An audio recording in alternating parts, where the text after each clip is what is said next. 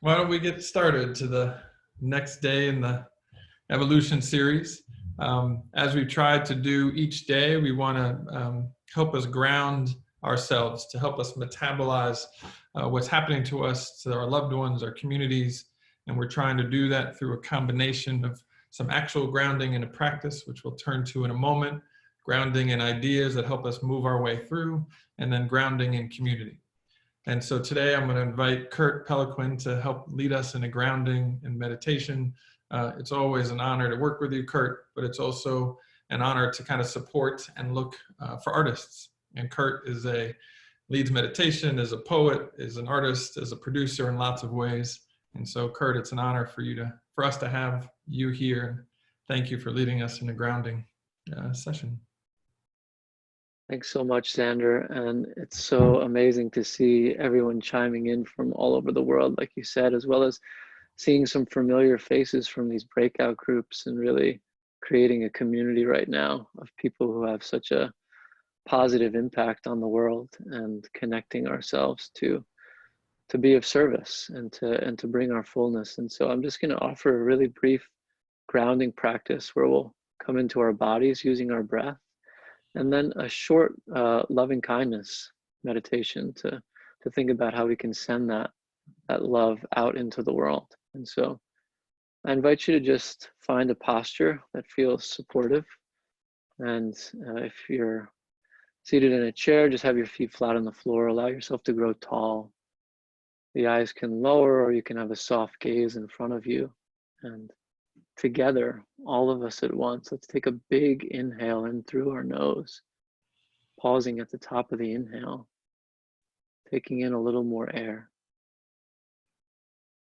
And then slowly allow the exhale to release as we ground ourselves into this moment. Filling up again, pausing, taking in a little more air, releasing any tension, any distractions, just fading away. And once more, filling up, pausing, and on the exhale, just thinking about something we have to be grateful for today.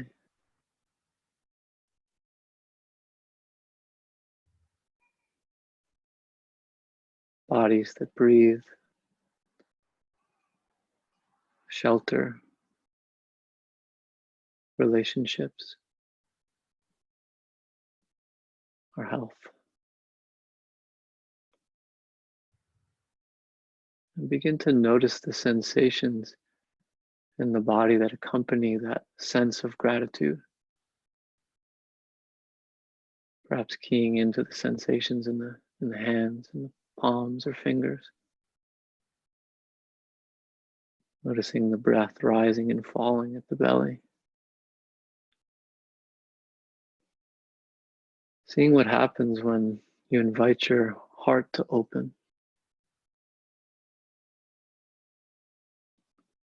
How we can become grateful.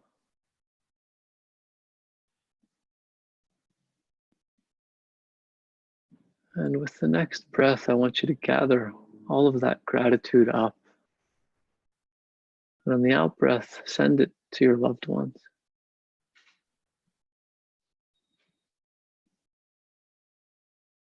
And do this a few times, seeing it reach them.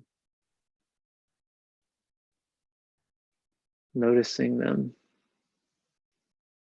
slow their pace, settling into their own posture, calming themselves. Seeing any tension that they're holding on to, any struggles that they're dealing with, just begin to soften. You might even imagine a light connecting you both right now. Invite them to join us in this circle.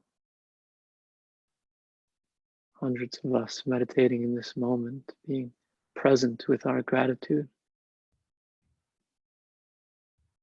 To gather that up on your next in-breath. And send that out into the world to your neighbors, to the people you don't know but are out there doing important work, the doctors and patients, the clerks and taxi drivers, stay-at-home moms teaching the grandmothers, grandfathers, children. Send your gratitude to them, that they be healed in this moment, that they be at ease. Invite them to join us. And finally, gather that all up, all of that sense of peace.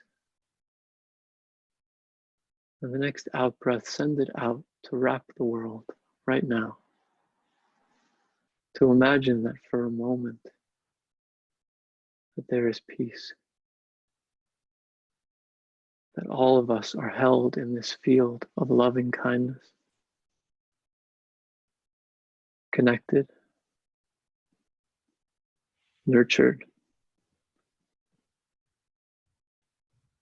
As you fold that visualization back into your heart, stretching your shoulders, coming back into your body, maybe putting both hands on your heart to serve as a reminder that this love and gratitude exists in you, and to bring it into our session today. When you open your eyes, I invite you to place your arms out to the side and imagine that we're all holding each other's hands right now, and to give a squeeze and to feel this sense of connection and community as we come back into the room together. Thank you very much for joining me. My name is Kurt Peliquin, and I'm excited to be here. Thank you so much, Kurt. Appreciate you. Appreciate you, Zander. Yeah. And again, we just want to start with a blessing for your health, for your family's health, for those in your communities and those we can't see or touch right now. We also just want to still say a prayer that the lessons that we're learning and need to learn come as gently as they can. And then again, we're going to walk through our practice today of trying to share some ideas and then share some community that helps us kind of go through this. So I invite you to take notes and whatever you need. And again, we will continue to share what's here. So as we sort of begin to walk through this, a gentle reminder, as we have every day, that we're going through an adaptive experience, which none of us were fully prepared for. That as adults, we don't want to suffer privately. We want to come together and learn new and healthy ways to get our needs met. And part of what we're trying to do here is be equipped for today and for the future. As we've tried to share a little story or reminder every day, I just wanted to share today a quick reminder that as we think about adaptation, it's about choosing what of the past to bring forward, what to leave behind, and what to grow into. I was literally before this on a call with about a dozen CEOs who control over $1 trillion worth of commerce. And they equally did not know what's going on or what's going to happen. And I recognized in myself this deep desire to sort of find the adults of the world and remember that that was us and that we're all in this kind of adaptive moment. It also helped me remember that what we can look at is sort of what is changing. Many of us in a very real way are kind of aware that our habits are changing. Our habits of Zoom calls, our habits of how we have food, who we connect to, and where that happens. But part of what we also want to remember is that we are adapting and how we learn and understand how to survive and connect, and that life is adapting. And some of that is seen and a bunch of it is unseen in ways we don't yet know. Part of what helps me in these moments is a few things. One, it's helpful to remember and think about my ancestors and all of our ancestors who struggled through and found ways to deal with adversity and change and move forward. Trying to understand what are the stories and things that came up for them. What are the cells that live in our bodies and that history in different ways. It's important to remember that we were once different ourselves, that we're evolving ourselves and our growth. And this beautiful question that we hopefully can help curate of who are we becoming. A few people have asked me how come I can be a good listener. One of the ways I can understand that is because these ears that I grew up with. And for many of us, it's wonderful to kind of connect to our childhood. For many of us, there was a less hopeful period when we were in junior high school and we thought nothing would be possible. In my experience, there's a few people who I trust who loved junior high school.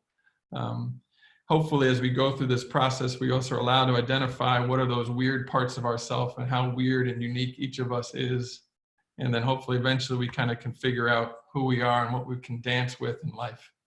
And so just to remember that we're going on this very kind of real adventure, and we're all kind of in progress. We're all kind of evolving through this. This is Thursday. This is kind of the series we've been going through. On Monday, we talked about adaptive change. We spent some time yesterday on Tuesday on scenario planning. Yesterday was on productive disequilibrium. And today we're going to talk about sort of how do we modernize self-protection? How do we keep ourselves safer as we walk through this territory? I'm very honored today. We're doing a different format. My friend Jen Cohen is here, although I put the wrong number of I's and F's in your name, which I apologize. Jen is the co-founder of Seven Stones Leadership. She has background as a trauma therapist. She's the co-author with Gina LaRoche of the 7 Laws of Enough, somatic expertise and practice, Mobius faculty like I am, and much, much more. But we're gonna sort of do a little bit of a different format and some dialogue in that. So welcome, Jen. I am great. Hi. I will sort of walk through some ideas and then we'll get Jen to upgrade and comment and talk about all of those in some conversation. Then she'll also be part of the Q&A for the last portion with me. We're also going to do a session on Tuesday of letting go, a little bit of a deeper practice of how do we let go to move forward. Thursday is yet still to be determined, but part of that is trying to get the responsiveness from all of you about what you want to focus on. And again, that's where we love your feedback, both on that and kind of these sessions. So happy to welcome that sharing. So today we're sort of talking about a bit around safety and self-protection and how do we keep ourselves safe, not just us, but the people we love.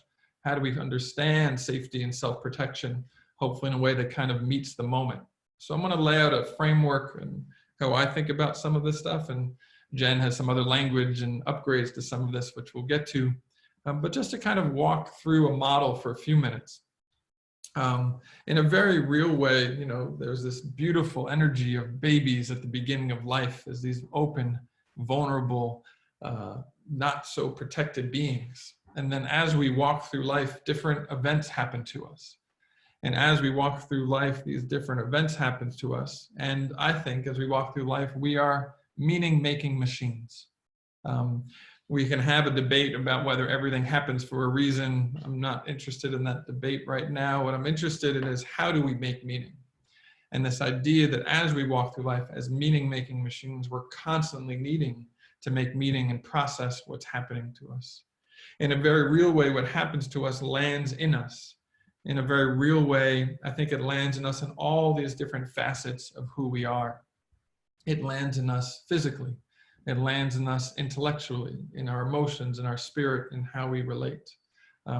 Throughout my life, I've sort of walked through all of the experiences I've had and trying to figure out how did I make sense of those? And trying to understand that sense making was necessary. We can't walk through life without sense making that lands in those. And I think we have to make sense. At the same time, we're making sense of it with whatever we're equipped to. We're making sense of it of whatever the skill set was of that 7-year-old or 18-year-old. We're making sense of it by whatever kind of capacities we have. And so part of the way I think about this, and one of the ways it's been helpful for me and others to start to examine this space, is that when I was a child, I sort of took a hot pot and grabbed a hot pot off the stove. Some other people have had that experience. And obviously I grabbed that hot pot and very quickly I realized that I could get hurt and that it was dangerous. So I created a belief in myself that I could get hurt. I created a vow that I was never going to touch it directly again. And I created a norm of behavior that before I touched anything, I would put this kind of layer of protection in between me and that thing. And what happened in that process, I think, of sort of how I learned to protect myself from that hot pot, is actually also the true of every hot relationship. Every kind of moment that we have about how are we figuring out what are the beliefs, vows, and norms of how we're going to move forward. I can't tell you how many relationships and firings and things that have happened in my life where in those I try to make sense of it. And I said, now I understand the world or understand myself in a different way. And some of those things were intellectual. Some of those things were I'm going to approach my world this way. Some of it is actually has nothing to do with intellect, but lands in my body. I love a good massage. And sometimes I go to my masseuse and I say, I want you to work on my shoulders. I don't say that in some traumatic experiences in my life, I learned how to cower and my position of fear or reaction is much tighter. And I'd like you to work on my childhood while you work on my back. And so this lens, which is really helpful to understand for some, is that if we're meaning-making machines and we're learning how to keep ourselves safe, these kind of rules that we set in our body consciously or not, in our emotions consciously or not, in our intellect, in the way we learn how to relate, become this kind of internal self-protection system. And that internal self-protection, if you think about lots of different models and internal systems, becomes this internal self-protector. And so we're walking around the planet or walking around with our lives with this self-protector who's teaching us or holding us how to be safe. For many of us, because of our traumatic experiences, we've sort of given a lot of power over to that internal self-protector, and they're running the show more than we are. And so part of what we want to do in this process and the conversation, which we're about to get to with Jen, is how do we make sure that we're keeping ourselves safe in the most important way. It's not to deny self-protection. Part of what we want to do is to have the self-protection that keeps us very, very safe.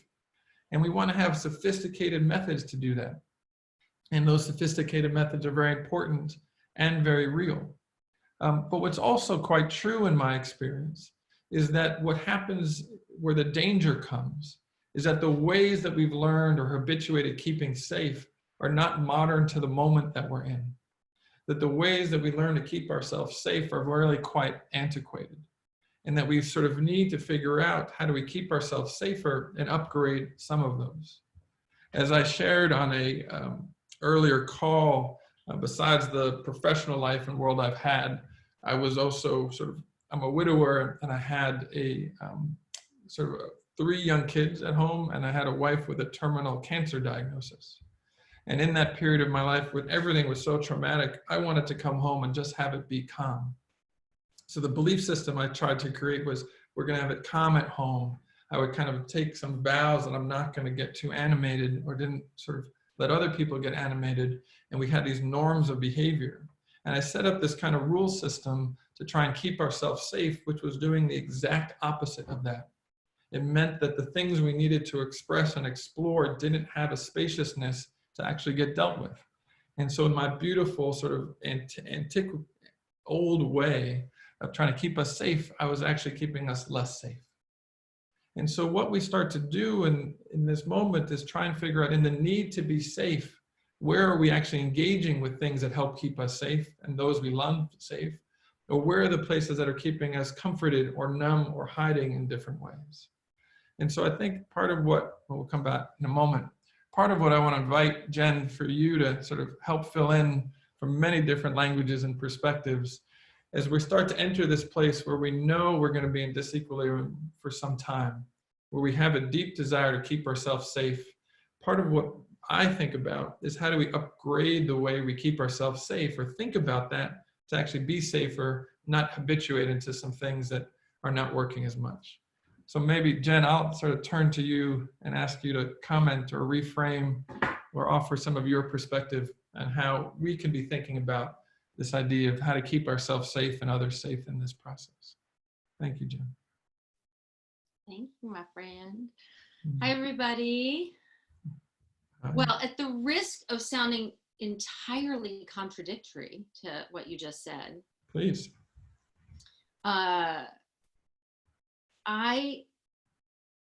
Well, not everything you just said, but I want to just say I'm not a fan of safety. Great. I don't think it's real. I, everybody's old enough on this call to notice that being a human being isn't a very safe endeavor. It's just, it's filled with uncertainty. Even in the best of times, it's filled with uncertainty, unknowns, dangers, perceived and real, imagined and very real, et cetera, et cetera. It's something to be a person. And so I'm being a tiny bit mischievous with you. I do think there's something about ways we make our worlds safer. But I think as adults and as people trying to modernize our system, to use your terminology, I think there's also something about giving up on safety. And there was a beautiful article a colleague sent to me in the space of diversity and inclusion work. And it's about moving from safe conversations, trying to make a conversation that's fundamentally unsafe, safe, and moving from the distinction of safety to bravery. What does it mean to have brave conversations? Or what does it mean to be a brave person and be equipped to be brave in a world that actually isn't safe? And the equippedness and the bravery actually ends up making us feel safer and experience life as safer because we're equipped to contend with that which is not safe. So I'm being paradoxical, but I think that's actually the task of modernizing our self-protection, is to see that there really isn't anything that is going to keep us okay. And there are tons of inner things that make life okay, even in the face of the not okay. Well, can you share what some of those things are? Because one of the things I experience in the desire to feel safe or to be comforted, or the desire to not yet know what the brave act is that people retreat to comfort or smaller spaces. And what I hear you saying is that how do we equip ourselves to live in the wild world that's out there? How do we have an open spirit, a strong back, and a wild heart? Right? Yeah, I like I said it. That's good. So how do we exist in this world of disequilibrium? To me, being brave probably has some skill sets and inner capacities. What would those be? Tons. And many of the people, I mean, we could get the largest list on planet Earth going of the skill sets, but there are a set of inner skills that are connected to practices like what Kurt so beautifully offered us: the capacity to observe ourselves, the capacity to be in a space of kindness with ourselves, the capacity to know what's happening inside ourselves, to have an emotional literacy. All of those are one set of skills. Then there is a relational skill set. I have to be able to say something to you, Zander. I have to be able to say, when you talk to me like that, I don't feel good. I don't like it. It hurts. It reminds me of something that did make me want to get smaller. But the capacity to be able to stay with you instead of saying like, well, I just don't like Zander. He's not my kind of guy, right? Which is what we do. And then we retreat, right? That's what I did with my father for 20 years. I'm like, he's not my kind of guy. I just don't want to be around him. But in some way, to your point, that made my life less safe. It kept communicating to me that I couldn't take good care. I couldn't be alive and fully myself. I had to actually make myself separate from something I perceived as dangerous. But the more I equipped myself to speak, to say, when you talk to me like that, I really don't want to be around you. I'd actually like you to stand over there instead of stand here. I mean, there's a million skills within that. Be able to set limits and boundaries, to advocate, to ask for what we need, to be able to share what's actually happening for us, and love ourselves in the face of somebody not agreeing with it or liking with it. I mean, again, we could get a list a mile long, but those are the things that actually make our life safe. Does that answer your question or speak to your question? Sure. I'm trying to figure out where to stand in response to some of that. Oh, good. Where does it take you? Well, I think it sounds overwhelming in some ways. Part of what I hear you saying is I have to become, or we have to become, emotionally, socially, physically, historically literate. And there's a part of me that feels slightly overwhelmed when I hear that could be the longest list ever. And simultaneously, my experience or belief is we're going to be living in this process for 12 to 18 months, if not a longer norm of how we're going to have to engage. And so for me, I want to help people sort of think about, how have I historically kept myself safe? How do I surface and understand what some of those strategies would be? How do I get in dialogue with those to then imagine what the next thing might be? So how would you suggest we kind of understand, how useful is it to go back to our history or our current practice to make it more conscious? Or do we start with a different practice? Where would you begin some of that journey?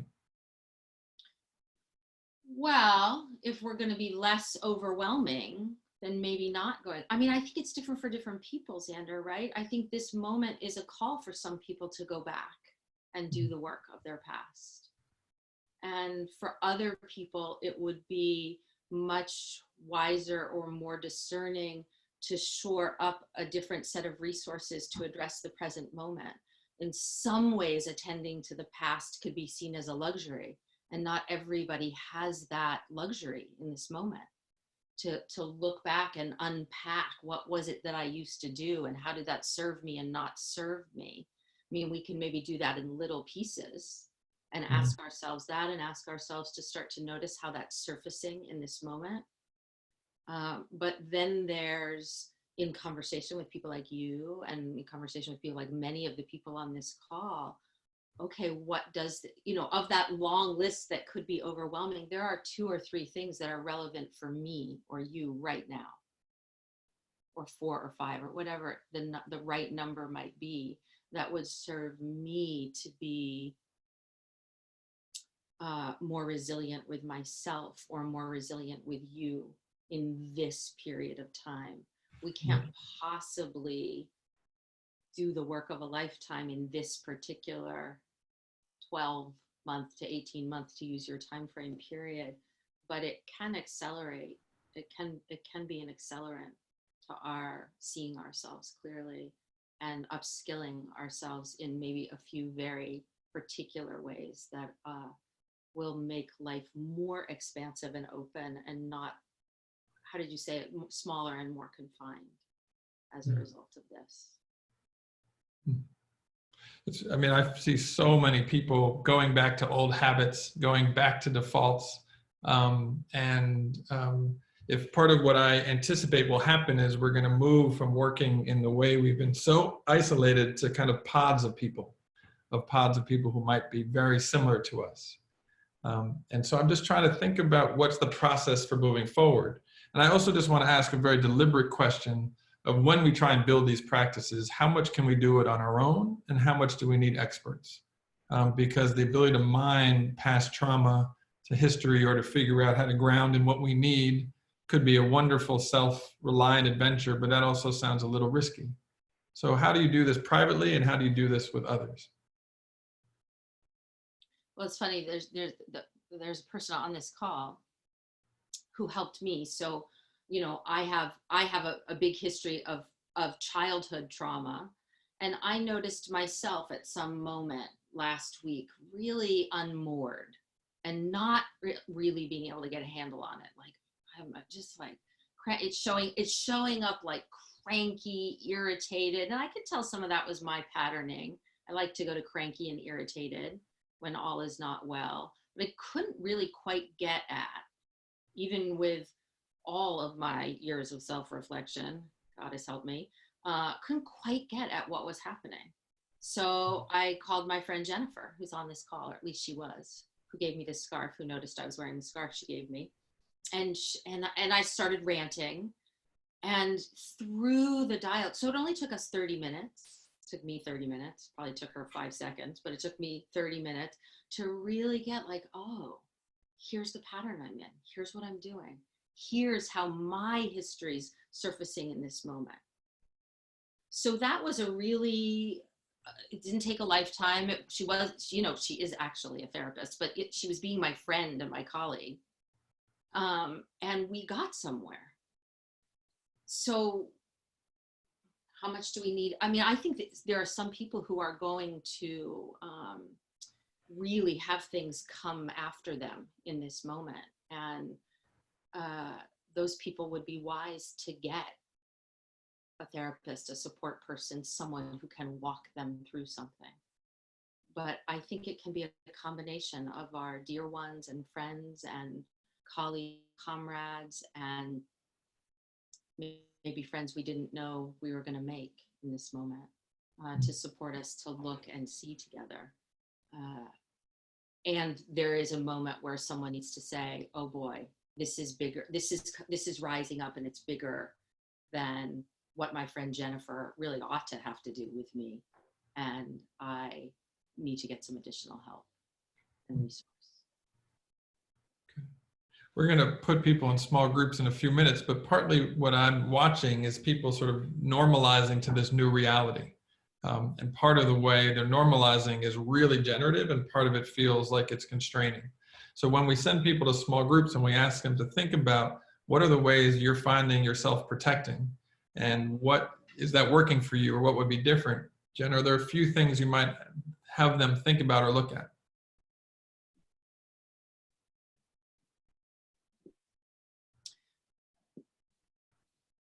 I think you can start in terms of self-protective mechanism. I think you can start with the real surface stuff that's happening, like I did with Jennifer, and say, like, I'm just really irritated.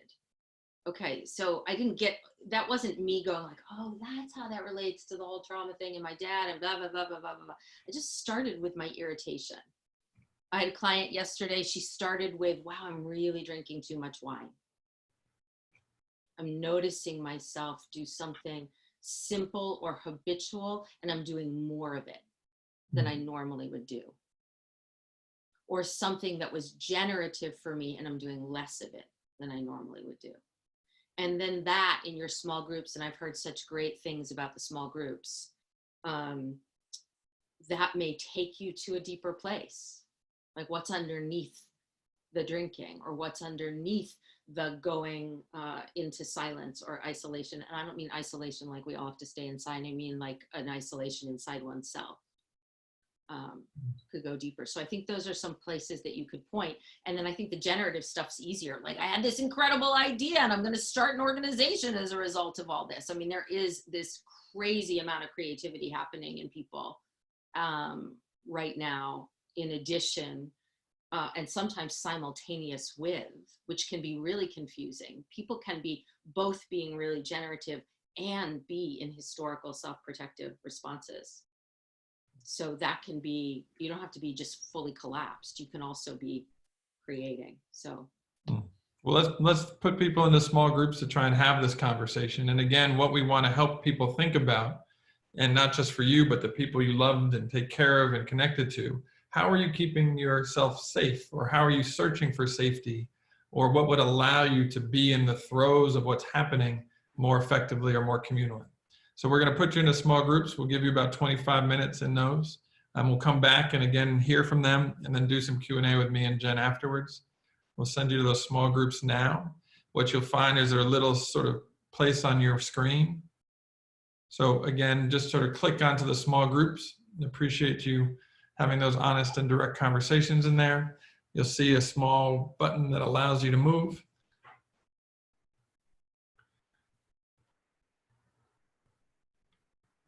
If any of you have trouble, just click on the small groups. We'll see you in a little bit.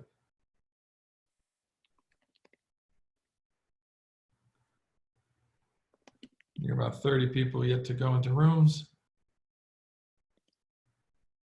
You should have about 6 to 8 per room. So again, there's a small button, join your room. This is my tech moment. Looks like there's about 17 of you who still haven't moved to rooms. Jen, you can stay with us here.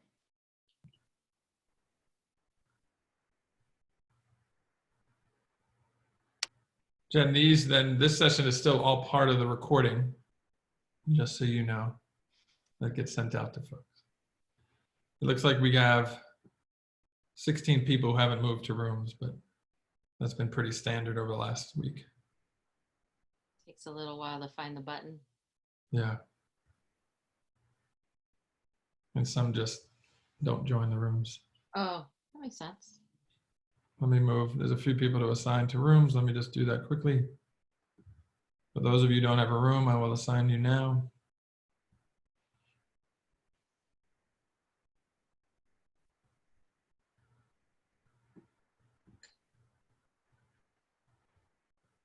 We have about 14 people not in rooms.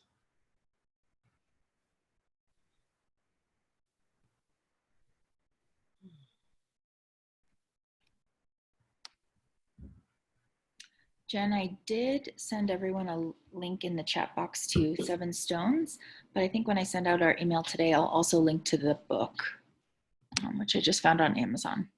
7 Laws of Enough. You're so sweet. I'll have to read it.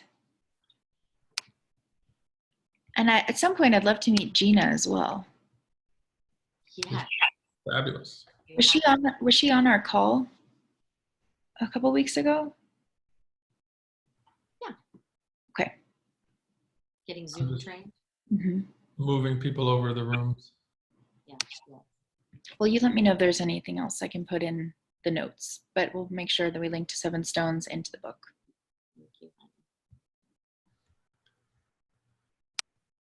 Yeah, you have to meet Gina, like more formally, not on a Sunday afternoon Zoom training. Absolutely. I'd love to. How long have you been working together? Well, we founded Seven Stones on January 1st of 2009. What is that, 11th year? Is that the 11th year? Mm-hmm. Yeah. Wow. And then wrote the book together. And wrote the book together. Yeah. So she's pretty special. She's pretty special. Mm-hmm.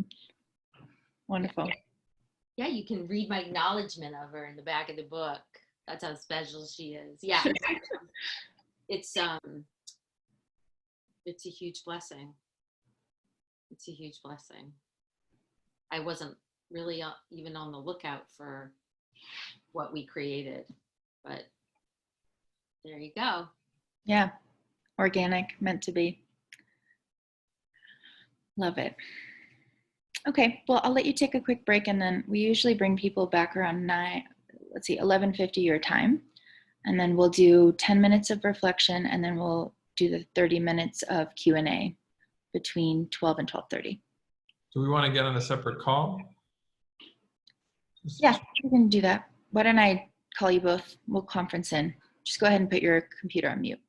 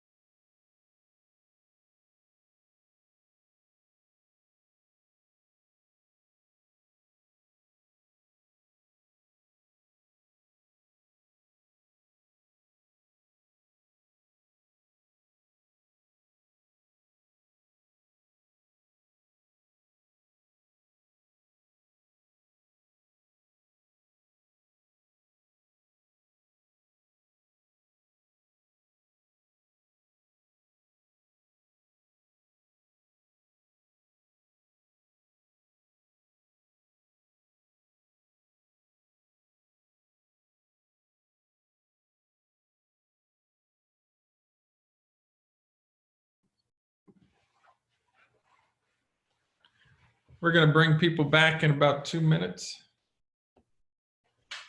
We're going to bring people back shortly.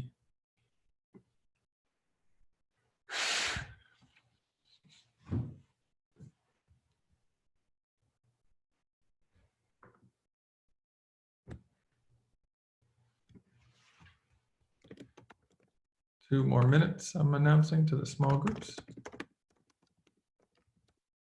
Tech wizard.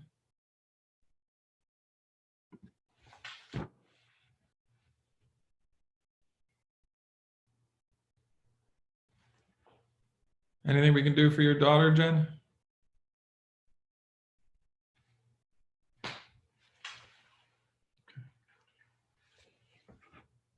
Thanks for asking. I don't know.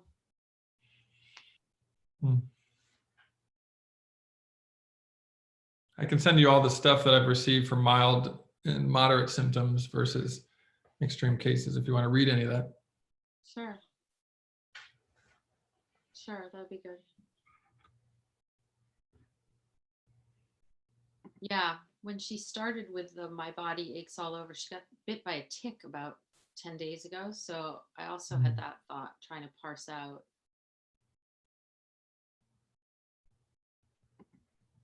I'm just closing the rooms now, so they're coming back. Okay, great. Yeah, it's hard to parse that out with pollen and allergy, everything, you know.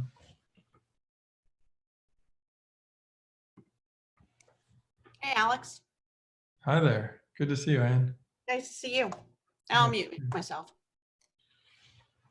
Hi, Bean. Emily, it's good to see your family.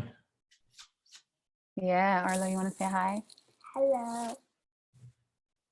Today's the first day of the holidays, so we're... Why are you working then? It's the holiday. For you, not for me. Good question. For who? Out of the mouth. I have 3 children at home. 2 have had, one has had keeping their holiday and the other 2 had their spring breaks canceled. So we want to, again, do what we've done from other times. We want to hear back from sort of 3 groups. We're just waiting for people to come back. There's a way to raise your hand. And so we'll sort of hear from 3 groups, do a little bit of framing and then ask anyone who wants to stay on for the Q&A afterwards to do that. I realize, and Jen and I had a bit of a conversation about how part of what we're doing is a lifetime of work. Part of what we're introducing is years and years of practice. And so just want to honor that, but also want to honor that this is territory that we're all maybe walking into more forcefully or more quickly than we would have liked. And the process of how am I protected from the past? How do I walk into the future? Are different skill sets, but they might be more urgent to look at now. And so we'll spend some time both in our Q&A and afterwards talking about practices for that. This is a wide landscape that's present. Erica, why don't we start hearing from you? Your hand is up. I appreciate that. Erica, can we hear your comment first? Sure. So we talked a little bit about kind of the sense of like these like feelings of oscillating, like just like going between maybe like calm and like maybe panic, and depending where we were from, and also talked a little bit about sometimes like knowing the things that maybe help keep us safe and the avoidance in doing them, which made me think about like one of the sessions that you led about like why does that avoidance do, like what are you committed to, like both what are you committed to when you are keeping yourself safe, and what are you also committed to when you don't do the things that you know can be helpful. And I like, for me, what I said came up is like what might come up in that moment, like if my safety is knowing that like writing and reflecting and taking that moment to do that, is it about like the fear of what might come up in that moment and like having to make a tough decision, or knowing already what needs to be done, and recognizing that I haven't been like listening. And then one of the other things, like, and how this also came up is someone in the conversation said that, like, you know, mostly in most of the cases of the series, like I've been able to connect to something, and today I just didn't. And then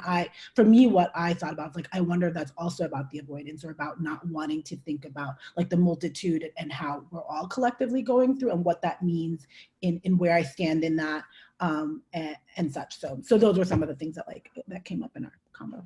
Thank you, Erica. Kirsten, let's hear from you next. Thank you, Zander. I think what was beautiful about our group was just everybody acknowledging, first of all, that there was fear. So that in itself was very open and vulnerable. And there was a theme of being useful as a way of feeling safe.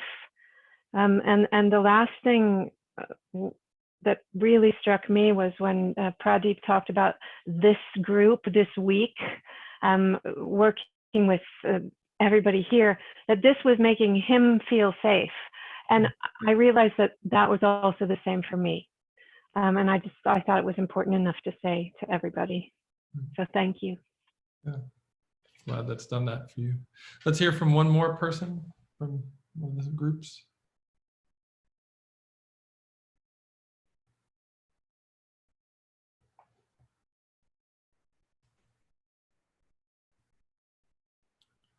Someone else want to share?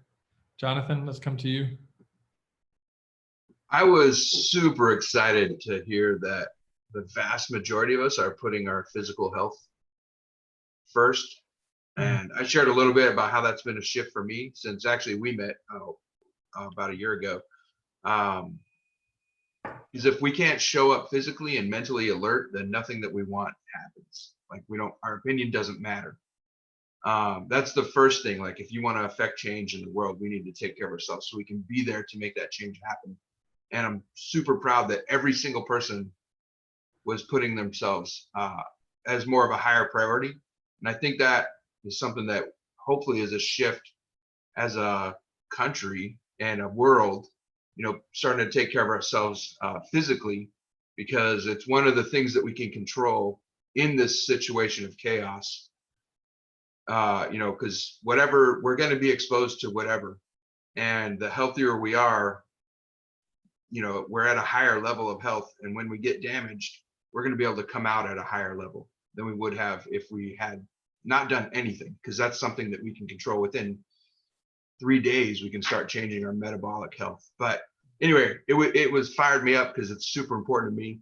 It's something that I put off for years. And I appreciate you guys helping me not feel alone in that. That's great.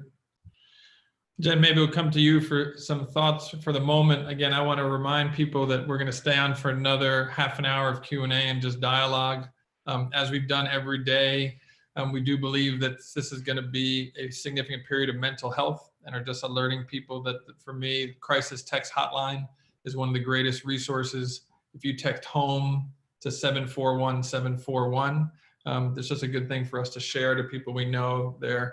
Those things, records never show up on a single phone bill, a single phone record, so people can have access to ways to get help. Also, every time we're trying to help people without a safety net. So we've shared a bunch in the chat, but also artistrelief.org is an organization that's now starting to put an enormous amount of materials together for artists. And boy, do we need the artists to help us make sense of this time and to get through it. And so artistrelief.org is another organization we just want to sort of highlight today. So maybe for the rest of you who want to stay on for the next half hour of Q&A, it's been helpful to have you raise your hands and just hear your voices. Again, it's not intended to just be Q&A for Jen and I, but for you to share what's going on for you. And so Esther, maybe we'll come to you first, and then Jen, ask you to share thoughts if you have on that, or we'll keep going. So Esther, it's great to see you.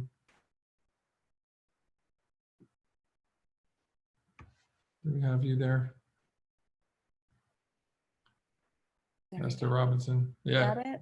Yeah, now we got it. Hi, neighbor. I'm like a block away, which is crazy. I put this in the chat yesterday, and it was something that I'm really struggling with, and in our small group we were really struggling with, is that this idea of, as doers, as people that are engaged so frequently in action, that the difference, being able to understand in our own homes by ourselves, the difference between rest and hiding. And also being able to recognize in myself, even before this moment, that my productivity is my drug, right? Like I have like productivity dysmorphia. Like I don't ever think it's enough. And I don't know how to rest. And then we come to this moment where it's so clear that rest is critical to recover and to think and to assist. And so I guess I was, and then also to say, just as a flag, it's fascinating to watch Jen, you and Zander have such different approaches. Like it's sort of delicious to watch Zander getting control back again, and then Jen bringing it up. I was just like, this is amazing. But that was super lovely. But again, that question of like, how do we train ourselves, those of us who have this productivity dysmorphia, how do we train ourselves to understand the contours of rest and the contours of hiding? Like, where are those boundaries, and what are the critical skills that we need to say, you know, like I've been doing this thing I call cover time, where I just have to get in bed, and anyone in my family can do, just tag out, you just literally get into the covers and wait, right? And it was just critical. But then now I'm realizing I should probably do this more. I don't know. So I'm just curious about signposts. Like, how do we know how to say this is a moment where this isn't me tagging out of my responsibilities to the world? This is me saying this is necessary and it's generative. And sorry. So there's my long-winded question. Respond to that first. You have thoughts on And then that? I'll say something and then he can get control back. Yeah, I know, right? I was like, woo! Sorry. It's such a gorgeous question. What's the difference between rest and hiding? I've known you for 4 seconds now, but I have a feeling you don't do a ton of hiding actually from your responsibilities to the world, based on a few things you've just said.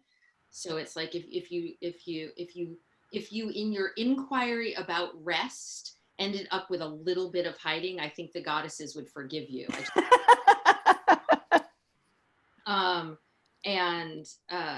I think there isn't, I wouldn't answer your question. I'd say, okay, great. You've got a fabulous Petri dish. Go find out what the difference is between rest and hiding for yourself.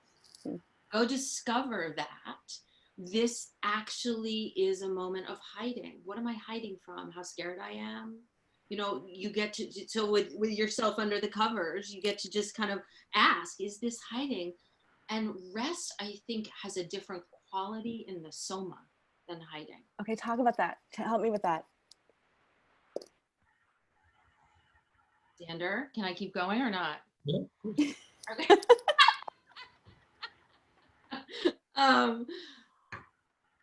Well, again, I don't want to give you a prescription, but I think no. I just look, right? Like, okay, so I'm hiding under my covers. If I just do that action myself in this moment, pretend like I can feel my system kind of go like this. Yeah. And I know that when I'm resting, my system softens, right? And it's an expanded state. And a relaxed, and I don't mean relaxed like relax, I mean relaxed like really I start to widen and soften inside myself. And the hiding is not that, it's narrow. So you could ask yourself, what's the space of hiding feel like? What does the space of rest feel like? And enter each space and discover more and more about it for yourself that way. That is and super I just helpful. want to put a shout out that I do think that we rest is highly underrated. Yeah.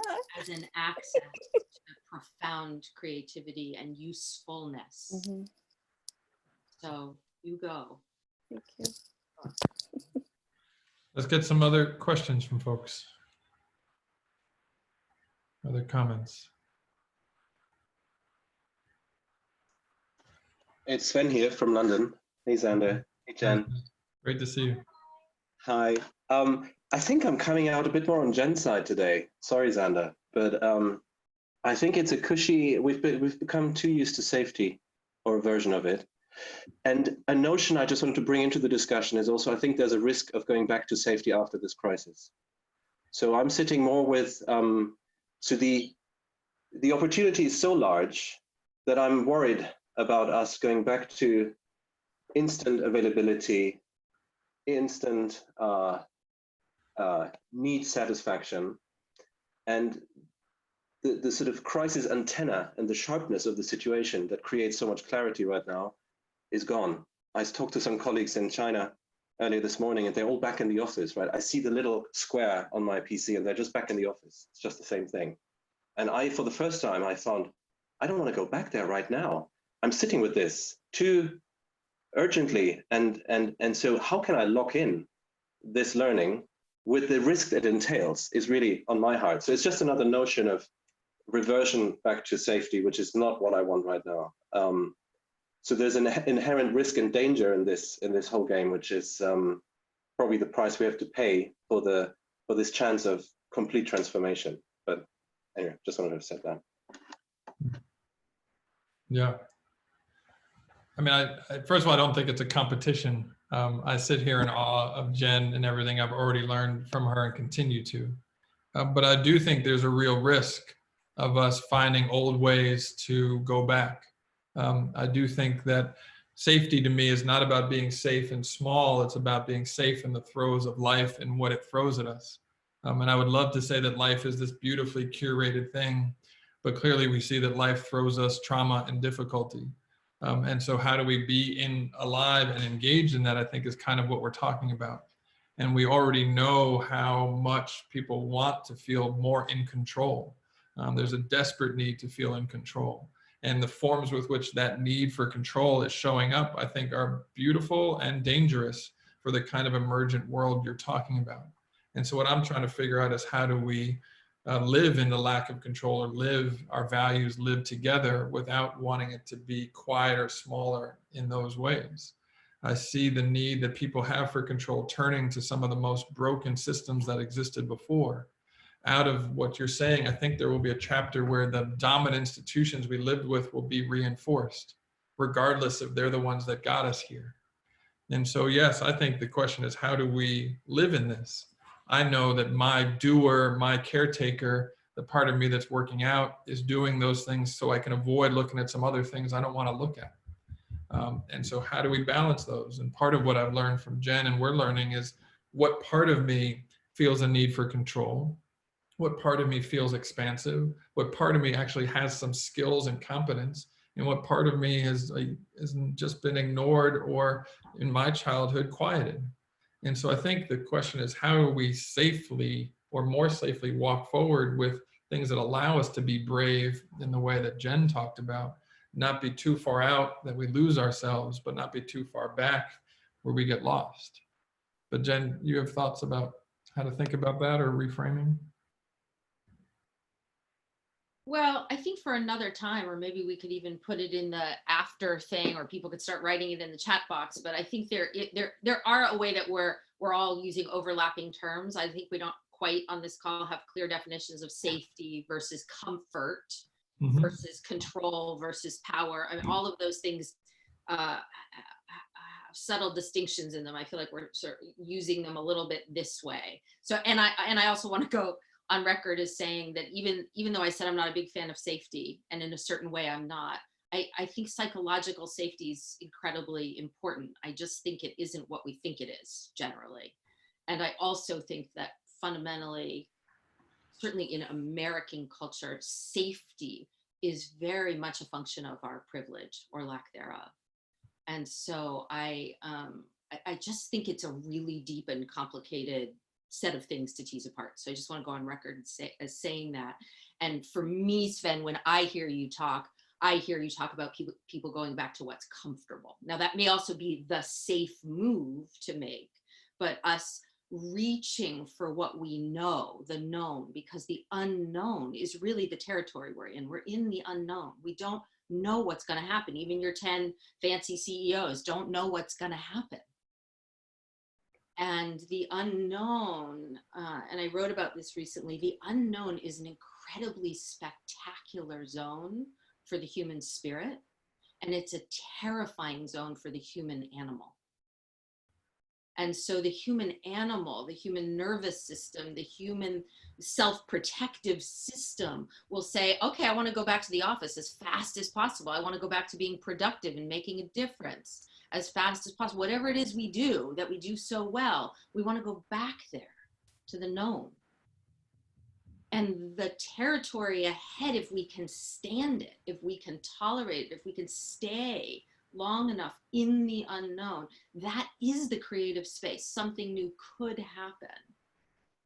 And then I can hear Zander saying, but how do we cultivate it? And what's the takeaway? Like there is a capacity to be able to stand in the heat of not knowing, tolerating not going back to the old, and actually waiting, which is really in the feminine principle, if you will, waiting and listening and not just moving haphazardly. Activity is not the same thing as moving forward. It's busy activity, not to be confused with effective action. So I'll be quiet now, but I love what you said, Sven. Let's get some other questions. Erica, you have your hand up again, but I also want to hear other voices too. So Erica, why don't you go, and then let's see who we're going to hear from next. Go ahead, Erica.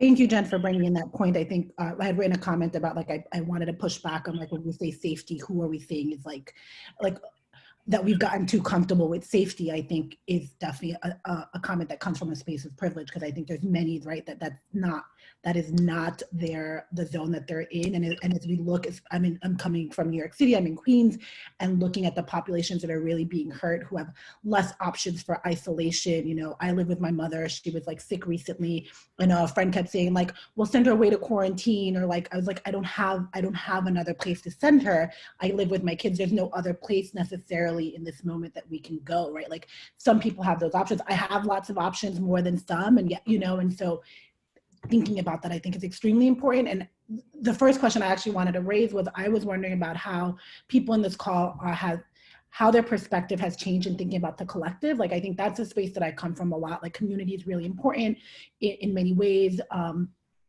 And like, I think it's part of like I went to a Quaker boarding high school. I'm in Queens, New York, from here all my life, but like the practice of that and like living with people since I was like 13 years old, and then in college, right? Like how that has shaped me has always made me feel like very much of like being of service and thinking collectively of how we're all tied together. And I think often in the US, and when we think about productivity and efficiency and being fast, that gets lost a lot. And I am wondering and hoping that this requires a shift that thinks more about our interdependence, our connectedness. And, when folks haven't thought about like e-bikes for delivery people, I wonder if that changes now when you're trying to get food from delivery folks and there's less options available for you to walk over and get your food. Like, all those connections. And I'm just wondering about how folks who maybe haven't thought about collective spaces and what it means to be connected, to do healing collectively, if there's been a shift and what that means, and how they think, if there has been a shift, how they think they might carry that in their work forward. Thank you, Erica. Zachary, let's get your comment and we'll continue. Thanks, Zander. A lot of what's come up for me in the past week, and I brought it up in my breakout group, is our like natural tendency, or what I've seen even over in other parts of my life, people around me and their natural tendency to want to put like a timestamp on this ends in 12 to 18 months, and then we go back to normal. And it's a two-part question. One is that dangerous? And like, how can that really be dangerous? I don't necessarily think that way, but what I want to do is pull people back away from thinking that way and being okay with like reality now.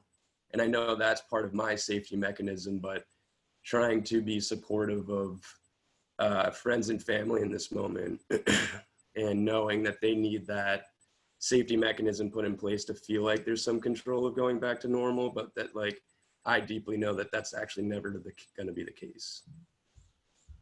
Okay. Is that, you said you had a two-part, that was both parts? Oh yeah, like the two-part is it dangerous? And the second part is like, I guess I'm fearing that it's dangerous to be trying to pull people into reality. And if like letting them have that safety mechanism is a good thing. And then kind of how do you wrestle with that is the two-part question. Great. Jen, maybe I'll try and then get your take on all of this. But to me, this is the ways I just start to think about that and feel into that is both this beautiful question of what can we handle and what do we have the capacity to digest. And so I'm always trying to understand for myself and for the other party what's possible to engage with. And so the need that I have for control or a timeline or to understand those things is coming from how much can I metabolize? How much can I understand what my body, my spirit, all of this can take? It's easy for me to walk down from pretty informed conversations of where the suffering and the levels of suffering that are coming. And I know inside myself, my own capacity to face that, sit with it, or to have to turn away. And so I think it's dangerous to be able to not be open to that, but it's also dangerous to flood the system that we actually can't hold. And so the need to know this will be over, or there'll be from some normalcy, I think I can understand that in my own body and my own system, but I also can understand that part of the dialogue that we should be holding each other with is how do we move from those positions into more generative spaces. So I think it is dangerous, and it's dangerous to not listen to those boundaries. There's no glory in my experience of this work of outpacing your audience or underpacing them or not being in dialogue. I think the times when we're in monologue, I want to get really interested in why is this person monologuing from that particular point of view, and what would it take to be in a deeper conversation. But Jen, you probably have lots of other ways to think about this. No, I think it's beautiful what you said, and it's something we said when you all were in your groups, and Rachel and Zander and I had a little cluster moment, is we really, and I love that Kurt, I don't know if he's even still here, but you know, opening with loving kindness, like that is the call of the moment, people. Kindness for our self-protection mechanisms, kindness for the people who just want to cling to the old, kindness for ourselves wanting to move faster, for being in our pattern. Literally, if we can practice just a moment of kindness toward all of it. And then I think, Zach, if you're Zachary, I don't know how you say your name, but you know, if you're in a position of being of service to the person that you see doing that, then I think there's some gentle inquiry that can happen. I notice an urge that you have to go back to the way that it was. What about that? What about that feels good to you? You know, there's lots of inquiries, there's lots of space you can open up for someone to begin to notice the tendency they have to want it to be this way. And I think at the risk of being tone deaf to their fear, you can express some of your curiosity about what happens if we look forward instead of look backward. And what I mean by the risk of being tone deaf, like I was on the phone actually with a congressman, and he said, I'm so excited about this moment. And I was like, yeah, you really shouldn't say that. Like, excited's not really what I tell the public right now, you know, that, but there is a way that he's enlivened by the possibility that's before us, by what could open up. And I think there's a way to gently invite people to share what you're hopeful about without insulting the space that they're in, if that makes sense. That's the only thing I'd say. Let's go to Samantha's question or comment. Hi, Zander. I want to just first say thank you for opening up this space for us, and offer gratitude for our small groups today and all week, for everyone's just generosity in sharing and what they've shared.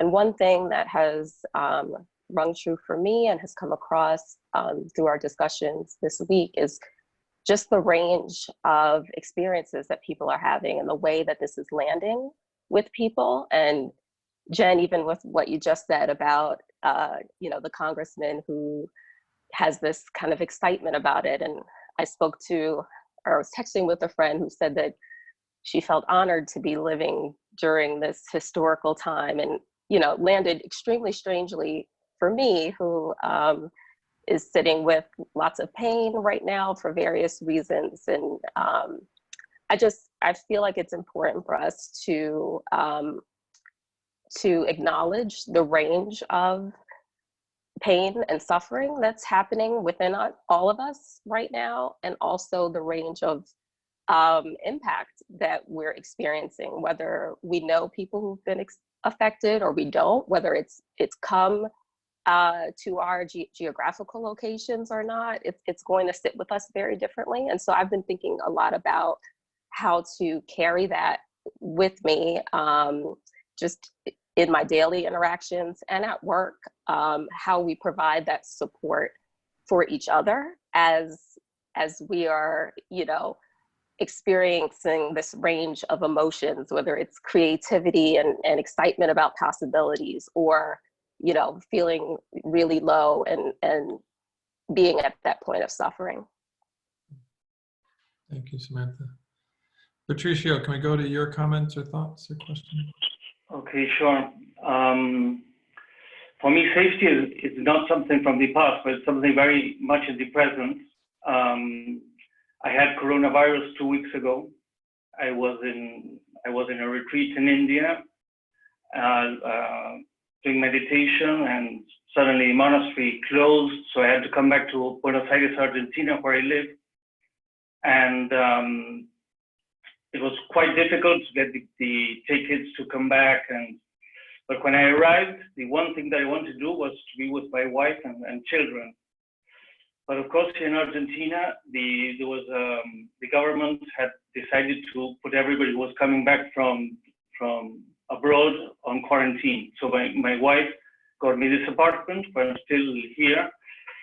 And she was very much, for me, it was, you know, the brave thing to do was to embrace, you know, to go against the stream of, you know, not having any contact with my family or my wife.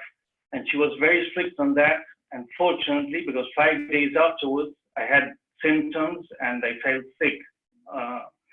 And now for me, it's the whole, what I'm living now is that I have to go back home in a few days. And my kids are saying, don't come back home, you know, stay where you are. We are okay, and you're okay also. So the whole thing about safety is, for me, it's completely new. It's not something from the past at all. It's something that I'm thinking about all the time, and how I can keep my kids safe, my wife safe, you know, and if I have an interaction with the rest of my family. So basically that's, I don't know if my 2 minutes. Thank you. First of all, we're glad you're safe and your family's safe. And we understand that the bandwidth of what it takes to feel safe is very different for each of us, and how much time and attention we have to put to that in our circumstances. Kirsten, do you want to go, and then we'll hear from Lucy? Yeah, I had the question from the other day, and you said it again today, so I thought I'd raise it. It's, you know, what do we choose to look at, or what do we not choose to not look at? And it's, each time I've heard this, I felt guilty. And I think maybe I'm not the only one, but so I just I want to ask you what you really mean by it. And then I heard you say something about metabolize. We metabolize what we can metabolize. And I have a bandwidth, and I'm pretty clear about what I can metabolize. And there's a lot of things I can't look at because I have to look at other stuff.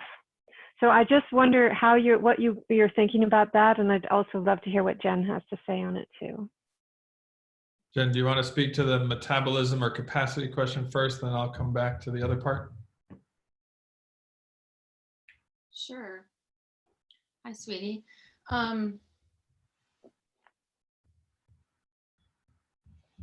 First, I just want to acknowledge that you feel guilty about only having or how I heard it anyway, was like having the capacity that you have and not having the capacity that you don't have, or needing to have your attention one place and not another place. So I just wanted to acknowledge that you said that.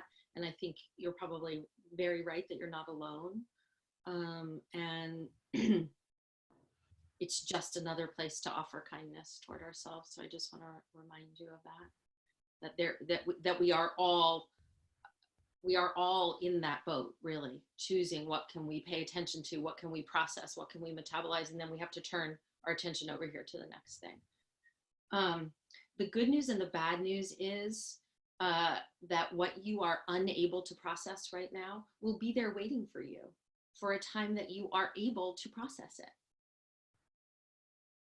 So just know that all in right timing, my sweet. And when you have more space, mental, emotional, physical, spiritual, whatever, when you have the right conditions, when you have the right support, when you have whatever that looks like, and you say, it's time now, that will all be there for you to process. So never fear. Thank you. Thanks, Jen. Yeah. And just to add to the other part, and to both totally agree with Jen and to offer some difference, I do think it is a fair question for those who have extra bandwidth, who have privilege, to think about what they're doing with it. And with whatever space we have, who are we including in who we're taking care of, where that attention resources go, is a harder conversation that I want to use these platforms to invite in. And I agree that everything that Jen says, that work will be waiting. And some of those are questions that are not yet ripe for us, but they are questions that I think are worth having in our landscape. The idea that I've said more than once is that privilege is the freedom to look away. Not everybody heard that comment from the other day. So, and I think we all have some privilege, and we have no privilege of what we have to do to take care of our needs at the moment. And so I hope those questions are alive in our landscape, but they might not be today's questions. But I don't want to look away from the opportunity for those of us who have disposable income, who have some attention, who have the choice to figure out who do we include in our circles. I want to keep that on the table and honor everything that Jen said and everything in you that is part of that. And I think part of this work is about reframing. And part of it is not trying to understand what the guilt is about and how do we take the guilt for a walk, not just the sort of other parts where we can look away from it. So, Lucy, you wanted to add a question or jump in? Lucy. Hi. Hi. Here I am. Yeah. So I just have a comment, and I'm so appreciative of this dialogue that's going on, especially how you and Jen have been leading this today. And what I'm aware of is this unintended consequence that is happening on the planet. And I would like us at some point to talk about that we are practicing loving kindness to the earth unintentionally, while all of us stop doing so much and slowing down. And our planet has been on the brink of catastrophe for quite a while. And its metabolic health has been coughing and choking and deprived of oxygen. And suddenly what's happening here is that there's less air pollution, there's less noise pollution. The seismologists are hearing the creaking and cracking inside the earth that they have never heard before, because things are getting quiet. And I, right now, am living in the country. I'm not living in big New York City, and I go outside and I'm seeing the wild beasts are having a heyday. You know, a mountain lion appeared on my walk. Deer are coming around my yard and just lying down and having picnics like never before. Birds are migrating in that haven't migrated for years. So what is that? While we rest, something else is happening. Very quietly is emerging. And for that, I am excited. And I hope when we all go back to our busyness that we ask the question, how can we keep our planet safer? Yeah, that's what I'm thinking about. Yeah, beautiful. And I hope a beautiful note to end on. We'll end on a few other notes before that, but a beautiful note to end on, but it also directly for me connects to the last point of where are we drawing the boundaries of who we care for. And it connects to Sven's point around, are we going to go back to what consumer behavior and what number of flights, and where do we draw those boundaries? And to honor the fact that we might not be able to answer that or have the bandwidth at the moment to think about those boundaries, but that I think is what is on the table now.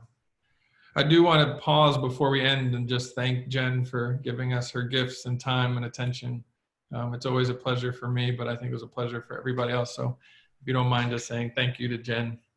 Thank you. Thank you, everybody. Thanks, Zander. Thanks, Jen. Thank you. And then again, crisis text hotline, artistrelief.org are the organizations. Anyone else you put in the group chat, we'll share with you guys tonight. And then we're doing another one tomorrow on decision making. So thank you for your feedback. Thank you for being together. Thank you. Health Talk. Thank you. Thank you so much. Thank you. Thank you, Jen. Thank you, Xander. Thank you. So Thanks, good to see Xander. everybody. Thank you. Thanks, Jen.